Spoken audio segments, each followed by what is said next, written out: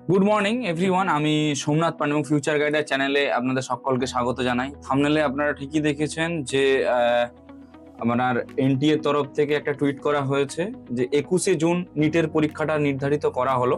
21 June 21শে June আপনাদের হচ্ছে যে নিট পরীক্ষাটা আবার হচ্ছে।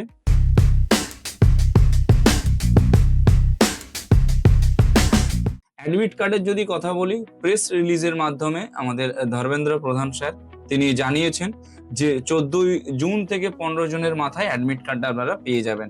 তবে তার আগে আপনাদের সিটি ইন্টিমেশন স্লিপের জন্য হয়তো একবার পোর্টাল ওপেন হতে পারে। তবে কোনো প্রকারভাবে এটা আপডেট পাওয়া যাচ্ছে না যে আবার রেজিস্ট্রেশন হবে কি হবে না, বা কারেকশন উইন্ডো ওপেন হবে কি হবে না, সেই বিষয়ে এখনো কোনো আপডেট কিন্তু পাওয়া যায়নি।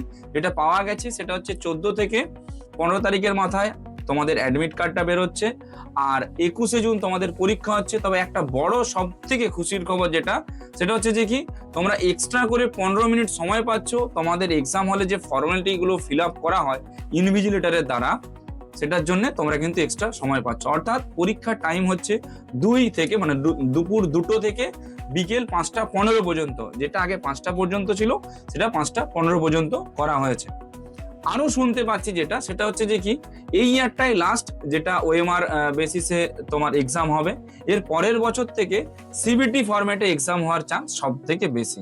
তাই সমস্ত স্টুডেন্টদের উদ্দেশ্যে বলবো, যারা চাইছো যে আরেকটা ড্রপ নেব, নেক্সট ইয়ারে যাব, তাদেরকে বলবো ভাবনা চিন্তা করে ড্রপটা নাও। যদি মনে করো এই বছর একটা ভালো স্কোর করে অ্যাডমিশন নিতে পারবে, তাহলে ভালো একটা স্কোর করে পছন্দের কলেজে অ্যাডমিশন হয়ে যাও। অনেকের বাজেট প্রবলেম থাকতে পারে, অনেকের ফাইন্যান্সিয়ালের দিক থেকে হয়তো পরে টাকা জমা হয়ে যাবে বা অ্যারেঞ্জ হয়ে যাবে, এখন হয়তো দিতে অসুবিধা হতেই পারে। বা অনেকের হয়তো স্কোর ভালো এসেছে, ভালো কলেজ পাচ্ছি না খুঁজে, সেটাও হয়তো প্রবলেম হতে পারে।